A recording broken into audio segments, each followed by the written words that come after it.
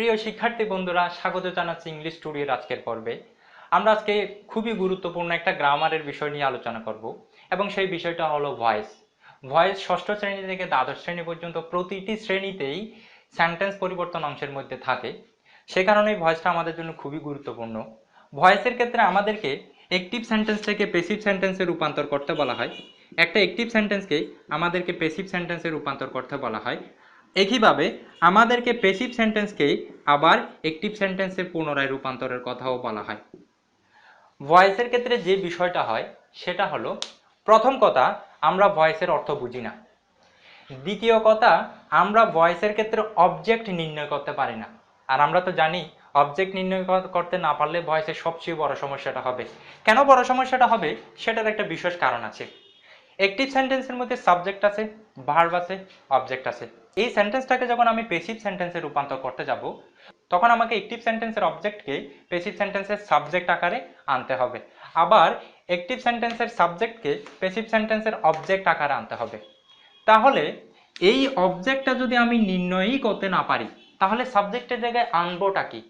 অনেক সময় বেশিরভাগ স্টুডেন্টেরই এই সমস্যাটা হয় যে অবজেক্ট সে চিনতে পারে না। সে কারণে নির্দিষ্ট অবজেক্টকে সাবজেক্টে রূপান্তর করার মাধ্যমে সে ভয়েস চেঞ্জ করতে পারে না। এটা হলো আমাদের দ্বিতীয় সমস্যা। আর আমাদের তৃতীয় সমস্যা হলো, আমরা ভয়েসের ক্ষেত্রে ভার্বের অনেক জটিলতায় পড়ি। যে অনেকেই বলে 12 ধরনের টেন্স আছে, 12 ধরনের পরিবর্তন হবে, এতগুলো নিয়ম মনে রাখা কিভাবে সম্ভব? তাহলে দেখা যাক আমরা আদৌ সেই 12 ধরনের নিয়মকে টোটাল একটা বা দুটো নিয়মের মধ্যে সমাধান করতে পারি কিনা। আমার দৃঢ় বিশ্বাস আমি দুটো নিয়মের মধ্যে আপনাদেরকে বোঝাতে সক্ষম হব। তাহলে তিনটা সমস্যা নিয়েই আমরা প্রাথমিকভাবে আলোচনা সারি। প্রথমত, অ্যাক্টিভ ভয়েস এবং প্যাসিভ ভয়েসের ক্ষেত্রে কোনটার অর্থ কিরকম হয়।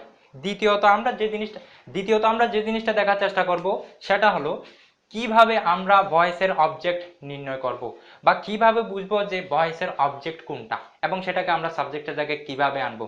তৃতীয়ত, আমরা বোঝার চেষ্টা করব যে ভয়েসের ভার্বের যে সমস্যা সেটা আমরা সমাধান করার চেষ্টা করব। 12টা টেন্সের জন্য 12 ধরনের নিয়ম না শিখে কিভাবে আমরা ভয়েস পরিবর্তন করতে পারি সেটা আমরা একটু দেখার চেষ্টা করব।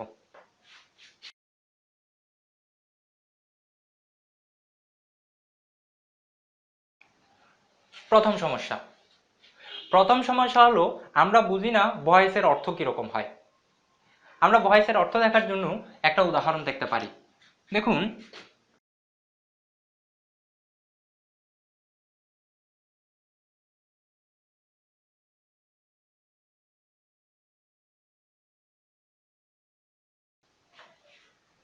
আমরা এখানে দুটো বাক্য লিখেছি। প্রথমটা হলো আই ইট রাইস, আমি ভাত খাই। দ্বিতীয় বাক্যটা হলো রাইস ইজ ইটেন, ভাত খাওয়ানো হয়। এখন প্রথম বাক্যটার দিকে দেখি, ইট নামক ভার্বের অর্থ হচ্ছে খাওয়া, আর খাওয়ার কাজটা আই নামক সাবজেক্টের দ্বারা করা সম্ভব।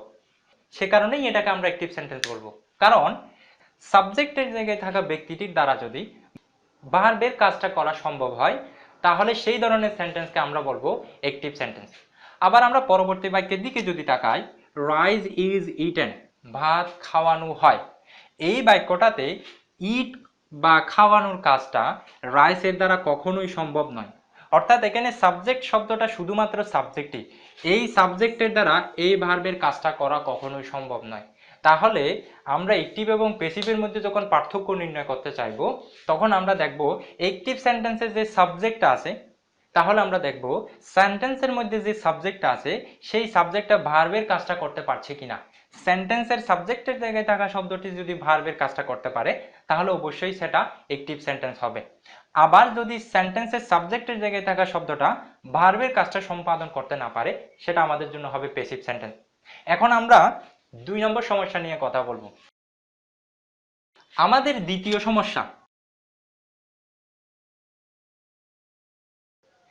দ্বিতীয় সমস্যাটা হলো অবজেক্ট নির্ণয়। অ্যাক্টিভ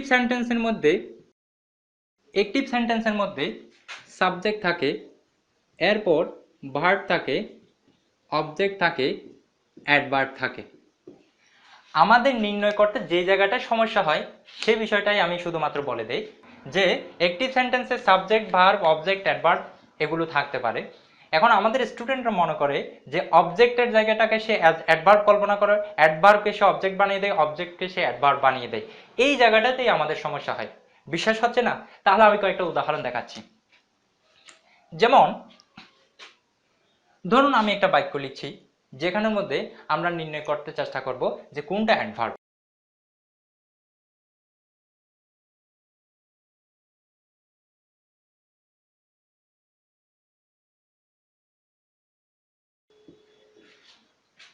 বাক্যটার দিকে একটু লক্ষ্য করুন। এখানে হি আমাদের জন্য সাবজেক্ট, টিচেস এটা আমাদের জন্য ভার্ব। এখন যদি প্রশ্ন করা হয় এই বাক্যটার মধ্যে অবজেক্ট কোনটা, আপনাদের মধ্যে দুটো জিনিস আসবে। প্রথমত ইংলিশ শব্দটা আপনাদের মাথায় অবজেক্ট হিসেবে আসতে পারে। দ্বিতীয়ত ইন দ্য ক্লাস, এই অংশটার মধ্যে দ্য ক্লাস এটা আপনাদের মাথায় অবজেক্ট হিসেবে আসতে পারে। এখন আমরা কোন উপায়ে বুঝবো যে ইংলিশ কি আমাদের জন্য অবজেক্ট নাকি ইন দ্য ক্লাস এটা আমাদের জন্য অবজেক্ট? দুটো বিষয় বোঝানোর জন্য আমাদেরকে যে বিষয়টা নিয়ে জানতে হবে সেটা হলো অ্যাডভার্ব। আমাদের অ্যাডভার্বের সম্পর্কে জ্ঞানের স্বল্পতা থাকার কারণে আমরা এই অবজেক্ট নির্ণয় করতে পারি না। তাহলে আমরা অ্যাকটিভ সেন্টেন্সের অবজেক্ট নির্ণয়ের যে ঝামেলা সেটা থেকে উত্তরণ পাওয়ার জন্য আমাদেরকে অ্যাডভার্ব শিখতে হবে। চলুন অ্যাডভার্বটা একটু করে দেখিয়ে আনা যাক।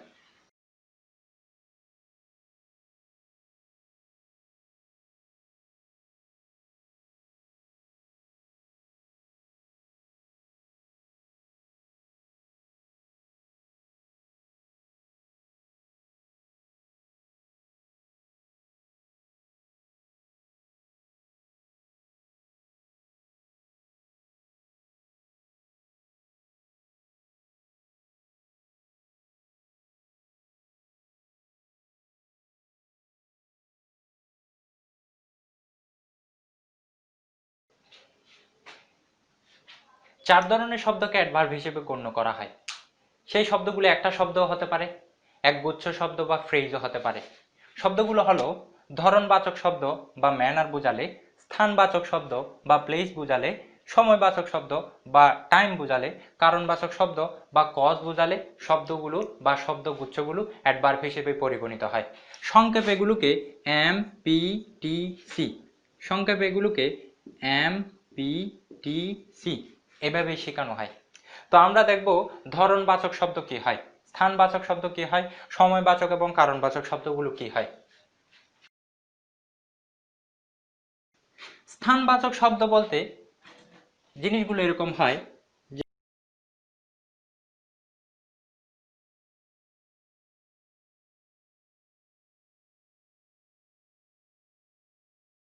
To school, in the field, in the market, এগুলোই স্থানবাচক শব্দগুচ্ছ যেগুলো অ্যাডভার্ব হিসেবে কাজ করবে।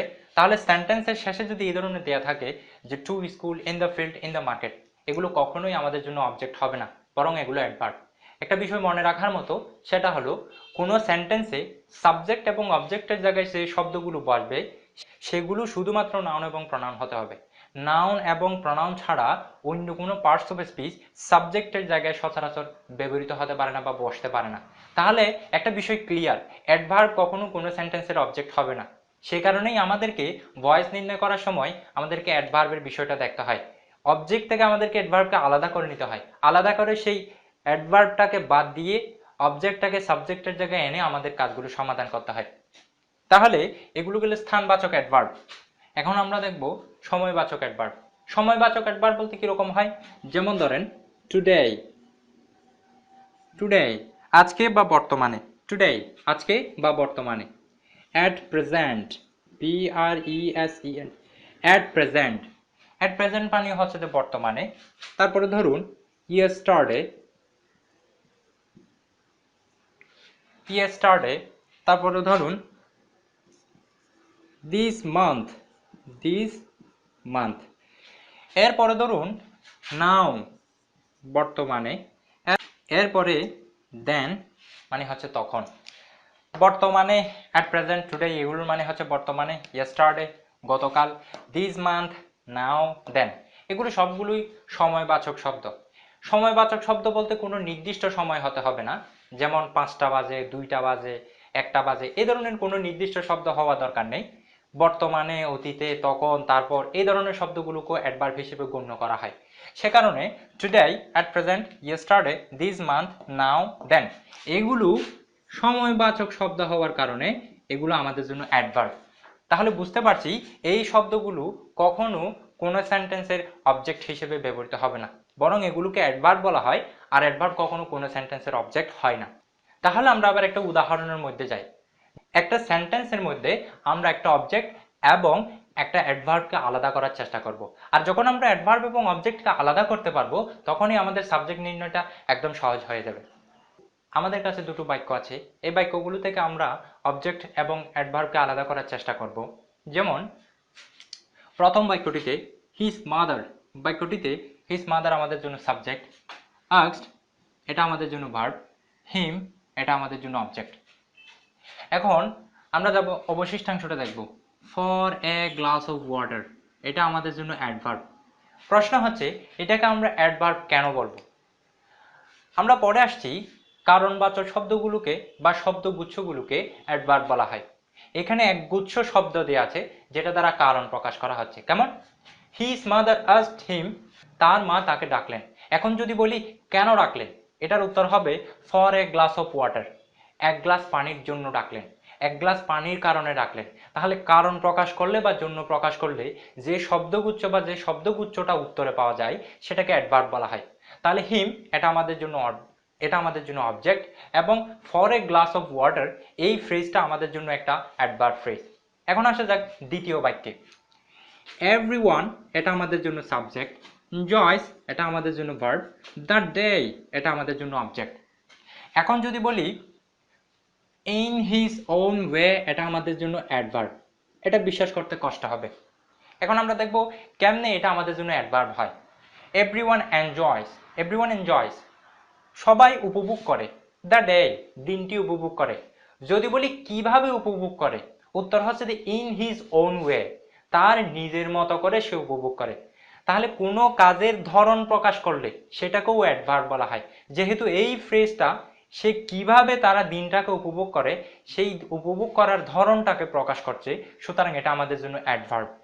সো আশা করছি আপনাদের অবজেক্ট এবং অ্যাডভার্বের মধ্যে পৃথক করার মধ্যে ব্যাপারটা সেই বিষয়ে আপনাদের তেমন কোনো সমস্যা হবে না। এখন আমরা দেখব ভার্বের সমস্যাটা। ভার্বের বিষয়ে কথা বললে যে বিষয়টা বলতে হয় সেটা হলো এরকম, অ্যাকটিভ সেন্টেন্সের ভার্বগুলো আমাদেরকে একটু দেখতে হবে। আমরা তো বি ভার্বের ব্যাপারটা জানি। বি ভার্ব মানে হলো be, am, is, are, was, were. আরো বি ভার্ব আছে বিন, বেইং, এগুলো বি ভার্ব। তার মধ্যে বিটা হলো base form, am is are be ভার্বের present form, was were be ভার্বের ফার্স্ট ফর্ম, বিন বি ভার্বের ফার্স্ট পার্টিসিপল ফর্ম বা ভি3, বেইং বি ভার্বের আইএনজি ফর্ম, যেটাকে আমরা জিরান্ডও বলে থাকি বা প্রেজেন্ট পার্টিসিপলও বলে থাকি। অবশ্য জিরান্ড এবং প্রেজেন্ট পার্টিসিপলের মধ্যে ব্যবহারগত পার্থক্য আছে, যদিও চেহারাগত তেমন কোনো পার্থক্য নেই। সেটা নিয়ে আমরা পরবর্তী অন্য কোনো একটা ক্লাসে আলোচনা করব। তার আগে আমরা এখন বি ভার্বটা দেখে নিই। এখন বি ভার্বটা আমরা কেন দেখে নিচ্ছি? অ্যাকটিভ সেন্টেন্সেও বি ভার্ব থাকে, আবার প্যাসিভ সেন্টেন্সেও বি ভার্ব থাকে। কোন সেন্টেন্সে বি ভার্বের কেমন অর্থ হয় সেটা একটু আমরা দেখব। কোনো সেন্টেন্স যদি অ্যাক্টিভ হয় এবং সেই সেন্টেন্সে যদি বি ভার্ব ব্যবহার করা হয়, তাহলে অবশ্যই মনে রাখবেন এর পরবর্তী ভার্বটি অবশ্যই আইএনজি ফর্ম হবে। রাইট ফর্ম অফ ভার্বের ক্ষেত্রে এই বিষয়টাই আমাদের বুঝে আসে না, যে সেন্টেন্সটি যদি অ্যাক্টিভ সেন্টেন্স হয় সেই ক্ষেত্রে যদি বি ভার্ব ব্যবহার করা হয়, বি ভার্বের পরবর্তী ভার্বটি অবশ্যই আইএনজি যুক্ত হবে। এই ব্যাপারে কোনো সন্দেহ নেই। এখন আসা যাক, যদি সেন্টেন্সটা প্যাসিভ হয়, প্যাসিভ সেন্টেন্সে যদি বি ভার্ব হয়, তাহলে তার পরবর্তী ভার্বটা কিরকম হবে? হ্যাঁ, বি ভার্বের পরবর্তী ভার্বটা প্যাসিভ সেন্টেন্সের ক্ষেত্রে অবশ্যই ভার্বের ফার্স্ট পার্টিসিপল ফর্ম বা ভি3 হবে। এক্ষেত্রে কোনো সন্দেহ নেই। তাহলে আমরা বি ভার্বের একটা বিষয় দেখলাম, বি ভার্ব যখন অ্যাক্টিভ সেন্টেন্সে থাকবে তখন বি ভার্বের পরবর্তী ভার্বটা আইএনজি যুক্ত হবে। আবার আমরা যখন প্যাসিভ সেন্টেন্সের হিসেব করব তখন বি ভার্বের পরবর্তী ভার্বটা ভার্বের ফার্স্ট পার্টিসিপল ফর্ম হবে। এই ব্যাপারে কোনো সন্দেহ নেই। তাহলে এখন আমরা দেখব একটা অ্যাক্টিভ সেন্টেন্সকে একটা প্যাসিভ সেন্টেন্সে রূপান্তর করার জন্য কোন কোন পদক্ষেপগুলো আমাদেরকে হিসেব করতে হবে। আমি যখন ভয়েস সমাধান করি তখন শুধুমাত্র আমি 3টা স্টেপ ফলো করি। তো স্টেপ 3টা হলো,